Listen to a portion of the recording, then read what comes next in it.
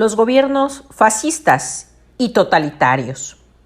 Adolfo Hitler, Benito Mussolini y Francisco Franco son sin duda los tres personajes imprescindibles para comprender qué ocurrió en Europa y por extensión en el resto del mundo durante el siglo XX. Emergieron del periodo de entreguerras y se caracterizaron por imponer en sus respectivos territorios una ideología totalitaria y una economía dirigista. Sin embargo, históricamente, ¿qué los unía? ¿Cuál era aquel hecho que había logrado poner más énfasis?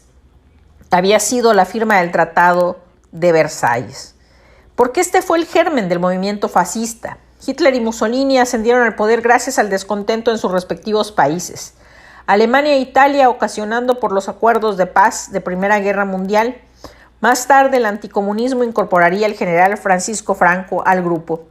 Tanto el Duce, Benito Mussolini, como el Führer, Adolfo Hitler, habían logrado establecerse como líderes de masa.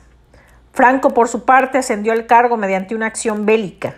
No obstante, los tres se consideraban a sí mismos hombres de destino. Es decir, a su juicio padecían un férreo sentido del deber y lo justificaban con la búsqueda de la gloria propia y de su país. El enemigo era el marxismo. Combatirlo nacional e internacionalmente era prioritario para todos.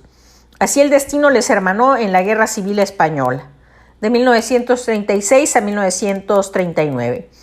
Franco se había levantado contra la Segunda República. El gobierno del Frente Popular era de corte socialista, entre otros asuntos, por considerarle un rebelde ambicioso y de poco fiar. En este contexto también se fraguaron las tensiones que terminarían derivando en la Segunda Guerra Mundial, ya que la Unión Soviética se puso del lado republicano. Además del debido sentido del deber y combatir el marxismo, existieron otras características que dictaron el camino de los tres hombres totalitarios mientras permanecieron en el poder, que fueron las siguientes. El totalitarismo. Sus regímenes adoptaron una ideología unitaria en Alemania, en Italia y en España.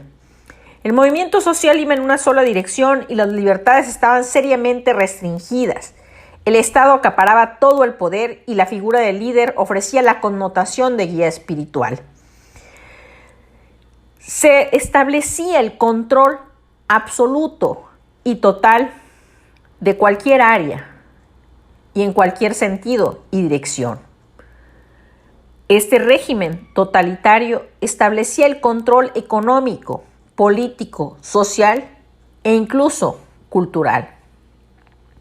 La xenofobia fue otra de las características propias de estos gobiernos.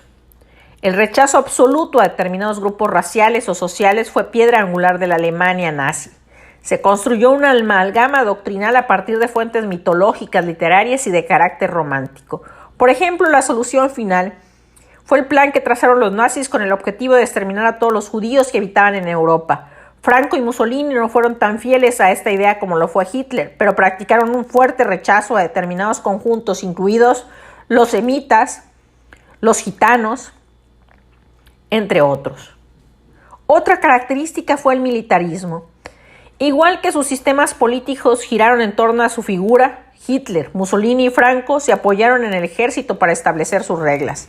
En este sentido fue el militar más importante, pues ya que eran generales cuando se autoproclamó caudillo de España, en el caso de Francisco Franco. El Führer, Adolfo Hitler, solo llegó a alcanzar el rango de cabo y Mussolini huyó de Italia para librarse del servicio militar obligatorio. Otra característica fue la violencia. Todos emplearon colectivos radicalizados para imponerse por la fuerza. Las camisas negras en Italia, la CA y la SS en Alemania y por último los falangistas en España. Rendían culto a la virilidad, a la fuerza física y creían necesaria la guerra y la constante beligerancia. Su objetivo era dar palizas, sembrar el terror y llevar a cabo asesinatos a aquellos que disentían con el movimiento. Fueron perseguidos los enemigos políticos.